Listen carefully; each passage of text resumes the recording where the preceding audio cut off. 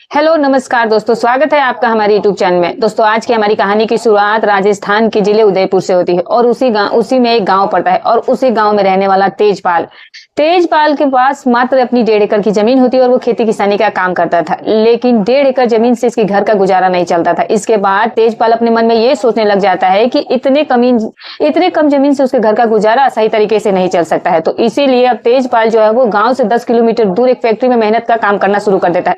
और जैसे ही तेजपाल उसके अंदर मजदूरी का काम करना शुरू कर देता है तो फिर इसके घर का गुजारा जो है वो ठीक तरीके से चलने लगा था। तेजपाल के परिवार में इसकी धर्मपत्नी भी होती है जिसका नाम आंचल होता है। आंचल जो कि दिखने में काफी ज्यादा खूबसूरत महिला होती है। आंचल जो होती है दोस्तों, और तेजपाल की शादी को अब लगभग 7-8 साल का समय गुजर चुका था, लेकिन अब तक दोनों को कोई औलाद नहीं हुई थी। फिर भी पति पत्नी जो थे वो आपस में खुश थे। यहाँ तक कि तेजपाल को इस बात के भी बारे में पता था कि उसमें ही सबसे बड़ी कमी है, उसके पत्नी में कोई कमी नहीं है।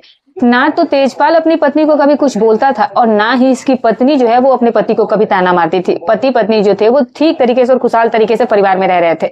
इसी तरीके से कुछ दिनों का वक्त गुजर जाने के बाद तेजपाल अपने मन में ये सोचने लग जाता है कि उसकी पत्नी घर में अकेली रहती है और घर के भी बहुत सारे कामकाज होते हैं और जैसे ही उसका कामकाज खत्म होता है तो फिर वो बिल्कुल ही अपने घर में खाली भी हो जाती है। और इसीलिए तेजपाल जो है वो अपनी पत्नी आंचल से कहता है कि आंचल, मैं अपने घर में 2-4 पशु रख लेता हूँ, क्योंकि वैसे भी तुम्हारे पास बहुत खाली टाइम भी बच जाता है, तो तुम उस पशुओं की देखभाल करना शुरू कर दो और फिर इन पशुओं से जो हमें दूध की प्राप्ति होगी उसे बेचकर हम अच्छे खासे पैसे जोड़ सकते हैं। और ये बात उसकी पत्नी को भी अच्छी लग जाती है। पत्नी कहती है कि ठीक है, फिर 1-2 दिन के अंदर ही आप कुछ पशु खरीद लीजिए।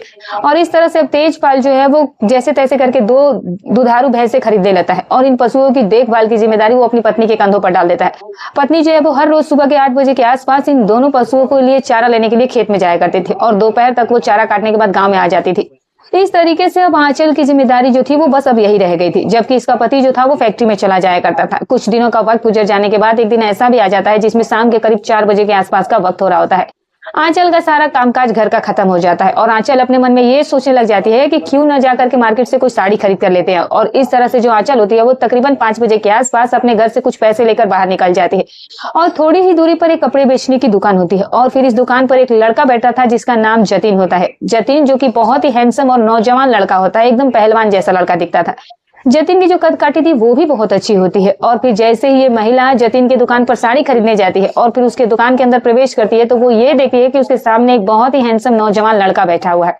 अब जतिन जैसे इस महिला आंचल को देखता है तो फिर वो उससे कहने लगता है कि भाभी जी, बहुत दिनों के बाद आज मेरी दुकान पर आई हो। तभी ये महिला जो है ये कहती है कि हाँ भाई सब क्या करूं, बिजी थी और मुझे एक साड़ी दिखा दीजिए। इसके बाद जतिन इसे कई तरह की साड़ियां दिखाता है, लेकिन जतिन की नजरें जो थी वो इस महिला की खूबसूरती पर ही लगातार टिकी हुई थी। जतिन जो था वो इसे ऊपर से नीचे तक लगातार घूरे ही जा रहा होता है। और फिर जैसे ही ये महिला साड़ी देख रही होती है तो फिर जतिन जो है वो इसे अजीब तरीके से छूने की भी कोशिश करता है और जैसे ही वो ऐसा करने की कोशिश करता है तो फिर आंचल को भी ये जो छूना था वो कहीं ना कहीं अच्छा लग जाता है। और इस तरह से अब लड़का जतिन जो है वो इसे अच्छी तरह साड़ी पसंद करके भी दे देता है। लेकिन जैसे ही ये महिला इस साड़ी का दाम पूछती है तो जतिन उसे ये बताता है कि ये साड़ी जो है वो 4000 रुपए की है, लेकिन हाँ, आपको पैसे देने की कोई जरूरत नहीं है, पैसे तो मैं कभी भी आपसे वसूल कर सकता हूँ। ये महिला ये सुनकर के बहुत खुश हो जाती है और अपने मन में ये सोचने लग जाती है कि ये तो बहुत ही हैंडसम नौजवान लड़का है, तो क्यों ना इसे अपने प्रेम जाल में फंसा लिया जाए। और इस तरह से अब ये महिला जो है वो जतिन के साथ बहुत ही मीठी मीठी बातचीत करना शुरू कर देती है और जतिन भी इससे लगातार मीठी मीठी बातचीत करते रहता है। काफी देर तक ये दोनों दुकान पर ही एक दूसरे से बातचीत करते हैं और फिर थोड़ा वक्त गुजर जाने के बाद ये जो महिला होती है वो साड़ी लेकर के अपने घर पर आ जाती है। अब तो जब भी आंचल का मन किया करता था, आंचल जो है वो इस जतिन नाम के लड़के की दुकान पर चली जाया करती थी, इसे साड़ी वगैरह खरीदती थी और बिना पैसे के ही वो घर पर लौट कर आ जाती थी। और फिर इस तरीके से एक तारीख आ जाती है 20 जनवरी 2026 के दिन। शाम के तकरीबन 5-6 बजे के आसपास का वक्त हो रहा था और ये महिला जो आंचल होती है वो जतिन नाम के लड़के की दुकान पर पहुंचती है और जतिन भी अपनी दुकान में आज बिल्कुल ही अकेला होता है। और फिर जो आंचल होती है वो इस जतिन के पास पहुंचकर कहने लगती है कि जतिन, आज मेरे घर पर मेरा पति नहीं है और इसीलिए आज तुम मेरे घर पर मुझसे मिलने के लिए बेशक आ सकते हो। अब जैसे ये बात जतिन सुनता है तो वो बहुत खुश हो जाता है, कहता है कि ठीक है, फिर तुम घर पर जाओ, मैं तुम्हारे घर पर आधे घंटे के अंदर पहुंचता हूँ। और फिर इसके बाद आंचल इसकी दुकान से निकल करके सीधे अपने घर पर चली जाती है। जैसे ही आधे घंटे का वक्त गुजरता है तो फिर जतिन भी अपनी दुकान का शटर गिरा देता है और फिर जतिन जो है वो अपनी दुकान से मोटरसाइकिल लेकर के इस महिला के घर के दरवाजे तक पहुंच जाता है। जाकर दरवाजा खटखटाता है तो फिर आंचल अपने घर का दरवाजा खोलती है और आंचल ये देखती है कि उसके घर के सामने जतिन खड़ा होता है। इसके बाद ये महिला जल्दी जल्दी में जतिन को अपने घर के अंदर लेकर के जाती है और फिर घर का दरवाजा भी बंद कर देती है। और फिर इसके बाद जतिन और इस महिला आंचल के बीच में गलत रिश्ते भी कायम होते हैं। ये दोनों जो है वो बेझिझक बिना किसी डर या बिना किसी शर्म के ये सारा काम किए जा रहे थे, वो भी लगातार किए जा रहे थे। और फिर जैसे उन दोनों के ये सारा काम खत्म हो जाता है तो फिर जो ये जतिन होता है ये इसके घर से बाहर निकल जाता है। अब तो भी जतिन का मन करता था वो इस महिला के घर पर आकर के इसे कुछ साड़ियां कुछ कपड़े देता था और फिर इसके साथ अपना वक्त गुजार लिया करता था। इस तरीके से अब ये प्रेम प्रसंग जो था वो यहाँ से ऐसे शुरू हो चुका था। लेकिन इस प्रेम कहानी का अंत वहां पर जाकर होता है जब ये लड़का जतिन जो है वो इस गांव से अपनी दुकान को बेच करके बाहर चला जाता है। और फिर इसके बाद ये महिला बिल्कुल अकेली पड़ जाती है। ये महिला जो आंचल देवी होती है वो अब ये सोचने लग जाती है कि उसका प्रेमी तो उसे अब छोड़कर जा चुका है और वैसे भी उसका पति भी किसी काम का नहीं है। तो अब ये महिला जो है वो किसी दूसरे गैर पुरुष का सहारा लेने के बारे में सोचने लग जाती है। इसके बाद कुछ दिनों का वक्त गुजर जाने के बाद एक दिन जो आंचल होती है दोस्तों वो अपने पति तेजपाल से कहती है कि घर में बहुत सारे छोटे मोटे भी घर के कामकाज होते हैं और ये सारे ही काम अब मुझे ही करने पड़ रहे हैं, तो मैं अब इन सब कामों से तंग आ चुकी हूँ। तभी उसका पति कहने लगता है कि तुम्हें इसमें परेशान होने की क्या जरूरत है, मैं कल ही के कल अपने बड़े भाई के लड़के अशोक को अपने घर पर बुला लेता हूँ, वो पशुओं की देखभाल भी कर लेगा। और फिर यहीं पर बोलता है कि वो अपने भाई के बेटे का स्कूल में भी यहीं पर एडमिशन करा दूंगा। अब जैसे ही आंचल अशोक के बारे में सुनती है तो वो बहुत ज्यादा खुश हो जाती है। और फिर इसके बाद उसी समय जो तेजपाल होता है वो अपने बड़े भाई के पास फोन करता है और अपने बड़े भाई से वो कहता है कि भैया आप अपने बेटे अशोक को मेरे घर पर भेज दीजिए, क्योंकि घर पर बहुत सारे छोटे मोटे कामकाज होते हैं और मैं तो बाहर रहता हूँ और वैसे भी हमारे घर में कोई छोटा बच्चा नहीं है, तो मैं ये चाहता हूँ कि अशोक हमारे ही घर पर आकर रहे और यहीं पर रहकर के अपनी पढ़ाई भी पूरी करे। लेकिन तभी उसका बड़ा भाई अपने छोटे भाई तेजपाल से कहता है कि तेजपाल जो तुम्हारा भतीजा अशोक है उसने तो पढ़ाई करना ही छोड़ दिया है, वो 9वीं कक्षा में ही फेल हो गया था और इसी वजह से अब उसने पढ़ाई लिखाई भी छोड़ दी है। तभी तेजपाल कहता है कि ठीक है भैया कोई बात नहीं, बस आप उसे हमारे घर पर भेज दीजिए, आगे का मैं उसको संभाल लूंगा। इस तरह से तेजपाल जैसे तैसे करके अपने भाई राज को मनाने में कामयाब हो जाता है। और फिर जैसे ही अगला दिन होता है तो फिर बड़े भैया जो है वो अपने बड़े बेटे को छोटे भाई के घर पर भेज देते हैं। अब शाम के तकरीबन 6-7 बजे के आसपास का वक्त हो रहा था। अशोक जैसे ही अपने चाचा तेजपाल के घर पर जाता है तो उस समय उसका चाचा घर में नहीं होता है, वो उस समय फैक्ट्री में काम करने के लिए गया हुआ था और घर पर उसकी चाची जो आंचल देवी होती है दोस्तों वो बिल्कुल अकेली होती है। अशोक जैसे ही घर के दरवाजे पर दस्तक देता है तो फिर जो उसकी चाची होती है जो कि आंचल होती है वो जाकर के घर का दरवाजा खोलती है और चाची ये देखती है कि उसके सामने एक बहुत ही हैंडसम लड़का खड़ा होता है और ये लड़का कोई और नहीं बल्कि अशोक उसका भतीजा होता है। अब अशोक की नजरें जैसे ही अपनी चाची पर पड़ती है तो फिर वो चाची की खूबसूरती को देख करके अशोक ये कहने लग जाता है कि चाची आप तो पहले से भी ज्यादा खूबसूरत हो गई और मोटी भी हो गई हो, काफी वो तो आप पहले से ही सुंदर है। अब जैसे ही चाची अपने भतीजे की मुझ से ऐसी बात सुनती है तो वो बहुत ज्यादा खुश हो जाती है और फिर उसके बाद आंचल जो है वो अपने इस भतीजे अशोक से कहने लग जाती है कि अशोक तुम भी तो पहले से काफी बड़े हो गए, अब तुम जवान भी हो गए। और फिर इसके बाद अशोक जो है वो घर के अंदर प्रवेश कर जाता है। इसके बाद अशोक अपनी चाची से ये कहने लग जाता है कि चाची अब तो मैं आपके ही घर पर रहने वाला हूँ। चाची भी बहुत खुश हो जाती है और कहती है कि हाँ मुझे मालूम है अब तुम यहीं पर रहा करो, क्योंकि वैसे भी घर में बहुत सारे ऐसे काम होते हैं जो बाहर जाके करने पड़ते हैं, तो तुम वो सारा काम कर दिया करना। अब इस तरह से यहाँ पर अशोक को रहते हुए लगभग 20 दिनों का वक्त भी गुजर जाता है। इतना वक्त गुजर जाने के बाद दोस्तों एक तारीख आ जाती है 25 फरवरी 2026 का दिन। सुबह के करीब 8 बजे के आसपास का वक्त हो रहा था और आज मौसम भी बहुत ज्यादा खराब हो गया था, उस समय बारिश का मौसम हो रहा था।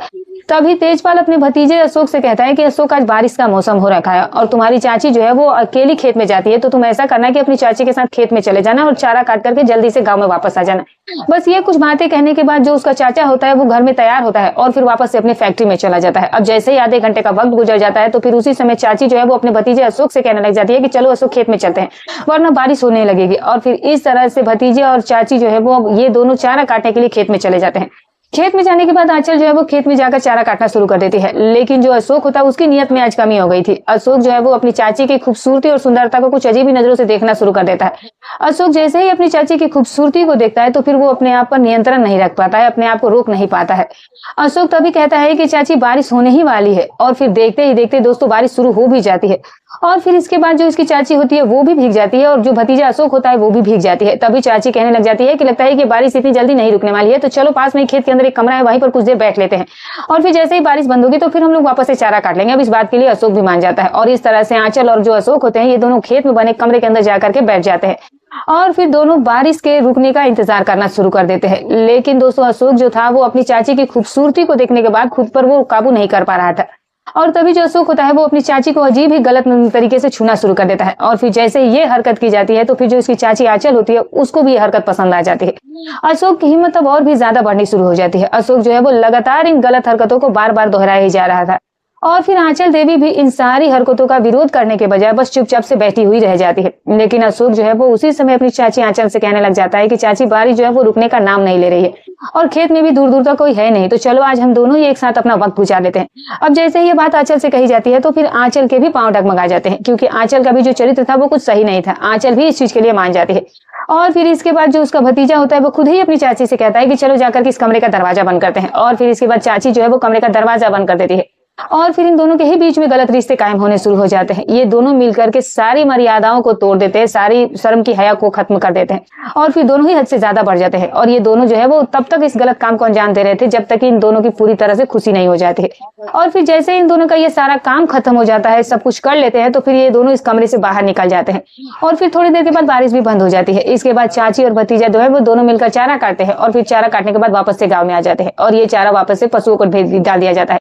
इस तरीके से अब चाची और भतीजे का प्रेम प्रसंग यहाँ से शुरू हो जाता है। इसके बाद कई दिनों का वक्त गुजर जाने के बाद एक तारीख आ जाती है, 5 मार्च 2026 का दिन। सुबह के करीब 8 बजे के आसपास का वक्त हो रहा था। आंचल जो थी वो अपने पति तेजपाल से कहने लग जाती है कि तुम आज फैक्ट्री में क्यों नहीं गए हो। और तभी तेजपाल जो है वो अपनी पत्नी से कहता है कि मेरी फैक्ट्री के जाने का जो समय है वो अब बदल चुका है, अब मैं रात के समय में फैक्ट्री में जा पाऊंगा और रात के तकरीबन 8 बजे से लेकर के सुबह के 8 बजे तक मुझे अब फैक्ट्री में ही काम करना पड़ेगा। और इस तरह से दोस्तों जैसे ये महिला आंचल अपने पति की इन बातों को सुनती है तो वो और भी ज्यादा खुश हो जाती है। आंचल अपने मन में ये सोचने लग जाती है कि अब तो उसका रास्ता जो है वो बिल्कुल ही साफ हो चुका है। इसके बाद थोड़ा सा वक्त और गुजर जाता है और फिर जैसे ही इतना वक्त गुजर जाता है तो फिर जो आंचल होती है वो अपने भतीजे से कहती है कि चलो अब खेत में चलते हैं और फिर खेत से जाकर के जल्दी से चारा काट लेते हैं। इसके बाद दोस्तों चाची और भतीजा दोनों ही खेत में चले जाते हैं, लेकिन बीच रास्ते में जो आंचल होती है वो अपने भतीजे से कहती है कि देख अशोक, अब तो तुम्हारे जो चाचा है वो रात के समय में ही फैक्ट्री में जाया करेंगे और अब हम दोनों के पास बहुत अच्छा मौका भी होगा, समय भी होगा, तो इस रात के दौरान हम दोनों अपना वक्त भी अच्छे तरीके से गुजार लिया करेंगे। और ये बात सुनकर उसका भतीजा भी बहुत खुश हो गया था। उसके बाद जैसे ही चाची भतीजा खेत में जाते हैं तो चाची जो आंचल होती है वो खेत में चारा काटना शुरू कर देती है और तभी अशोक कहता है कि चाची तो चलो थोड़ा सा वक्त गुजार लेते हैं। लेकिन उसी समय एक किसान जिसका नाम गोपाल होता है वो खेत में आ जाता है और जैसे ही गोपाल भतीजे की नजर गोपाल पर पड़ती है तो अशोक पीछे हट जाता है और फिर इस तरीके से इसकी चाची भी अब चारा काट चुकी होती है और चारा काटने के बाद चाची और भतीजा वापस से गांव में आ जाते हैं और तब तक ऐसे ही पूरा दिन गुजर जाता है। और फिर जैसे ही रात के तकरीबन 8:30-9 बजे के आसपास का वक्त होता है तो फिर उसका पति तेजपाल कहता है कि मेरे लिए जल्दी से खाना तैयार कर दो क्योंकि मुझे फैक्ट्री में जाना है। इसके बाद तेजपाल की पत्नी अपने पति और अपने भतीजे के लिए खाना तैयार कर देती है और तेजपाल खाना खाता है और खाना खाने के बाद वो अपने घर से साइकिल लेकर के अपनी फैक्ट्री की तरफ चल पड़ता है। अब जैसे ही आधे घंटे का वक्त गुजरता है तब तक जो अशोक और जो उसकी चाची आंचल होती है वो लोग भी खाना खा चुके होते हैं और देखते ही देखते रात के तकरीबन 10-11 बजे के आसपास का समय हो गया था। आंचल जाकर अपने कमरे में लेट गई थी और आंचल ये सोच रही थी कि उसका पति तो घर पर है नहीं, तो क्यों ना अपने भतीजे अशोक के ही कमरे में जाया जाए। इस तरीके से आंचल अपने कमरे से बाहर निकलती है और अपने भतीजे के कमरे में चली जाती है और फिर इसके बाद इस कमरे का दरवाजा बंद करने के बाद इसकी चाची और अशोक के बीच में गलत रिश्ते कायम होने लग जाते हैं और ये दोनों मिलकर के इस गलत काम को काफी देर तक अंजाम भी देते हैं। अब जैसे ही दोनों का मन भर जाता है तो फिर इसकी चाची आंचल इसे कहने लग जाती है कि देखो अब हर रात हम लोग ऐसे ही अपना समय गुजार लिया करेंगे क्योंकि तुम्हारा चाचा तो रात के समय में फैक्ट्री में ही रहा करेगा और हमारे पास बहुत अच्छा समय भी हो जाया करेगा। और अब दोस्तों इस तरीके से चाची और भतीजा दोनों ही एक दूसरे के साथ अपना वक्त गुजार लिया करते थे क्योंकि घर के अंदर दोनों को ही रोकने टोकने वाला कोई था ही नहीं। अब कुछ दिनों का वक्त गुजर जाने के बाद फिर एक तारीख आती है 5 अप्रैल का दिन। अब सुबह के करीब 8 बजे के आसपास का वक्त हो रहा था। अब अशोक जो है वो उसी समय अपने चाचा से कहता है कि चाचा जी आज मेरा बर्थडे है और मैं अपना बर्थडे जो है वो बहुत धूमधाम से मनाना चाहता हूँ। तो चाचा कहता है कि तो तुम्हें आज अपने घर पर जाने की कोई जरूरत नहीं है, मैं तुम्हारा जन्मदिन जो है वहीं पर बहुत अच्छे से मनाऊंगा। और इस तरह से चाचा और भतीजा इस बात के लिए बहुत एक्साइटेड हो गए। तभी अशोक अपने चाचा से कहता है कि चाचा जी मुझे अपने लिए एक मोबाइल फोन भी आज खरीदना है, ये मेरे लिए आप गिफ्ट कर दीजिए। अब तभी उसका चाचा कहता है कि ठीक है कोई बात नहीं, मैं तेरे लिए एक अच्छा सा फोन भी खरीदूंगा, तो तुम ऐसा करो कि जाकर के जल्दी से तैयार हो जाओ और हम दोनों चलो मार्केट चलते हैं, खरीद कर लाते हैं। इसके बाद जो भतीजा अशोक होता है वो जल्दी से तैयार हो जाता है और उसका चाचा भी तैयार हो जाता है और फिर दोनों चाचा और भतीजा जो है वो शहर में चले जाते हैं और फिर शहर में जाने के बाद वहां से एक अच्छा खासा केक खरीदा जाता है और फिर एक अच्छा सा मोबाइल फोन भी खरीद लिया जाता है। करीब शाम के 5 बजे के आसपास का वक्त हो चुका होता है। इसके बाद चाचा और भतीजा दोनों ही जो है वो मार्केट से बाजार से घर आ जाते हैं। अब जैसे ही दोनों घर पहुंचते हैं तो आधे घंटे का वक्त गुजर जाने के बाद तेजपाल की पत्नी आंचल की तबीयत अचानक से खराब हो जाती है। आंचल को अचानक से चक्कर आने शुरू हो जाते हैं। उसी समय चाचा और भतीजा दोनों ही अपनी आंचल को लेकर के पास के एक छोटी सी क्लिनिक में पहुंचते हैं। क्लिनिक में पहुंचने के बाद इस महिला आंचल का वहां पर एक महिला डॉक्टर चेकअप करते हैं और फिर जैसे ही इसकी जांच की जाती है तो फिर महिला डॉक्टर आंचल को ये बताती है कि तुम प्रेग्नेंट हो और जैसे ही आंचल प्रेग्नेंट होने की बात सुनती है तो बहुत ज्यादा खुश हो जाती है। इसके बाद महिला डॉक्टर जाकर तेजपाल से कहती है कि आपकी पत्नी प्रेग्नेंट है। ये बात सुनकर तेजपाल तेजपाल भी बहुत खुश हो गया था। अब तेजपाल की पत्नी आंचल देवी महिला डॉक्टर से कुछ दवाइयां लेती है और फिर दवाई लेने के बाद ये तीनों वापस से घर पर आ जाते हैं। और फिर घर पर आने के बाद जो अशोक का जन्मदिन होता है वो बहुत धूमधाम से मनाया जाता है। और फिर जैसे ही अशोक का जन्मदिन मना लिया जाता है तो रात के तकरीबन 10 बजे के आसपास का वक्त हो गया था। तेजपाल और तेजपाल की पत्नी जो आंचल होती है वो एक कमरे में जाकर के लेट जाती है, जबकि दूसरे कमरे में जाकर उनका भतीजा लेटा हुआ था। रात के तकरीबन 11 बजे के आसपास का समय हो चुका था। तेजपाल की पत्नी आंचल ये देखती है कि उसका पति जो है वो गहरी नींद में सो चुका है। और फिर उसी समय आंचल को ये ख्याल आ जाता है कि क्यों ना अशोक के पास चला जाए, उसके जाकर कुछ समय गुजारा जाए। और फिर उसके बाद ये महिला जो है वो उसी समय अपने पति के कमरे से बाहर निकलती है और फिर अपने भतीजे के कमरे में सीधे चली जाती है और अशोक को वो जाकर नींद से जगाती है और फिर उसे कहती है कि मैं इस कमरे में आई हूँ तो तुम भी उठ जाओ। और फिर इस तरह से देखते ही देखते इस कमरे का दरवाजा भी बंद कर दिया जाता है। और फिर अशोक और अशोक की चाची आंचल के बीच में गलत रिश्ते कायम होना शुरू हो जाते हैं। जैसे ही इन दोनों के बीच में ये गलत रिश्ते कायम हो रहे होते हैं तो फिर उसी दौरान रसोई में एक बिल्ली आ जाती है, क्योंकि आज जो रसोई था उसका दरवाजा मतलब कि खिड़की उसका बंद नहीं किया गया था। अब जैसे ही रसोई में बिल्ली पहुंचती है तो फिर वहां पर कुछ बर्तन वगैरह गिर जाते हैं और फिर बर्तनों की आवाज सुन करके जो आंचल का पति होता है वो उसी समय अपने कमरे से बाहर निकलता है और फिर देखता है कि बिल्ली ने सारे बर्तन ही नीचे गिरा दिए। तेजपाल उन बर्तनों को फिर से रसोई के अंदर आता है रखता है और तभी उसको ध्यान आता है कि उसकी पत्नी तो उसके बिस्तर पर थी नहीं। अब तभी तेजपाल ये अपने मन में सोचने लगता है कि उसकी पत्नी थी, रात को कहाँ चली गई। तेजपाल पूरे घर में अपनी पत्नी को तलाश चुका होता है और अब वो ये सोचने लग जाता है कि क्यों ना अपने भतीजे से जाकर के पूछ लूं कि उसकी चाची इस समय कहाँ पर गई होगी। और फिर उसके बाद तेजपाल अपने भतीजे अशोक के कमरे पर जाकर दरवाजा खटखटाना शुरू करता है। अब जैसे ही दरवाजा खटखटाने की आवाज अशोक और आंचल सुनते हैं तो फिर इनके पैरों तले से जमीन खिसक जाती है। इसके बाद जैसे तैसे करके अशोक जो है वो अपने कमरे का दरवाजा खोल देता है और फिर तेजपाल जैसे ही इस कमरे के अंदर प्रवेश करता है तो फिर तेजपाल की आंखें फटी की फटी रह जाती है। तेजपाल ये देखता है कि उसकी पत्नी जो है वो आपत्तिजनक स्थिति में बिस्तर पर लेटी हुई थी और अपनी पत्नी को ऐसी स्थिति में देख करके तेजपाल का गुस्सा 7वें आसमान पर चढ़ जाता है। तेजपाल उसी समय अपने भतीजे अशोक और अपनी पत्नी आंचल को गालियां देना शुरू कर देता है, फटकार देना शुरू कर देता है। लेकिन तेजपाल का मन इतना से ही नहीं भरता है। तेजपाल उसी समय अपने घर के अंदर हथियार ढूंढना शुरू कर देता है और तभी उसके हाथ में घर में रखी हुई कुल्हाड़ी आ जाती है और फिर कुल्हाड़ी लेकर वो कमरे के अंदर प्रवेश कर जाता है। तेजपाल सबसे पहले अपनी पत्नी पर वार कर देता है कुल्हाड़ी से और फिर जैसे ही हत्याकांड अंजाम दिया जाता है तो फिर अशोक के भी सिर में 3-4 बार उस कुल्हाड़ी से वार किया जाता है, जिसके कारण अशोक ही भी मौके पर ही नीचे गिर जाता है। लेकिन तेजपाल को इतना ज्यादा गुस्सा आ गया था कि फिर वो अपने इस भतीजों की भी गर्दन को जो है वो वार करके खत्म कर देता है। और इस पूरे कांड को अंजाम देने के बाद रात के तकरीबन 2 बजे के आसपास तेजपाल नजदीकी पुलिस स्टेशन में जाकर खुद का सरेंडर कर देता है। पुलिस वालों को ये बताता है कि उसकी पत्नी और उसके भतीजे की लाश जो है वो घर में पड़ी है। पुलिस जाकर घटनास्थल पर पहुंचती है और फिर जाकर चाची और भतीजे का शव जो है वो अपने कब्जे में लिया जाता है। अब इन दोनों के ही शव को पोस्टमार्टम के लिए भेज दिया जाता है। और जब पुलिस इस व्यक्ति से पूरे हत्याकांड के बारे में पूछती है तभी वो व्यक्ति बताता है कि उसकी पत्नी जो है वो गलत रास्ते पर चल पड़ी थी, वो अपने ही भतीजे के साथ गलत स्थिति में पाई गई थी और इसीलिए मैंने अपनी पत्नी और अपने भतीजे के साथ ऐसा किया है। अब पुलिस जैसे ही उसकी सारी कहानी को सुनती है तो पुलिस ये भी होश उड़ करके रह जाते हैं। इसके बाद पुलिस उसके खिलाफ अब चार्जशीट दायर कर चुकी है। अब दोस्तों फिर उनको अदालत में पेश करके जेल में सीधे भेज दिया जाता है। लेकिन अब उन्हें क्या सजा मिलेगी ये तो भविष्य में पता चलेगी। लेकिन दोस्तों इस पूरे घटनाक्रम में तेजपाल ने जो भतीजे और पत्नी के साथ जो किया, क्या वो सही था या गलत था, कमेंट करके जरूर बताइएगा। तो दोस्तों हमारी कहानी सुनाने का उद्देश्य किसी की भावनाओं को ठेस पहुंचाना नहीं है, ना ही किसी के दिल को आहत करना है, बस केवल आपको सतर्क करना है, आपको जागरूक करना है। तो दोस्तों जो भी रहा हो कमेंट करके जरूर बताइएगा। फिर मिलूंगी कल एक और नई रोचक कहानी के साथ। तब तक अपना और अपने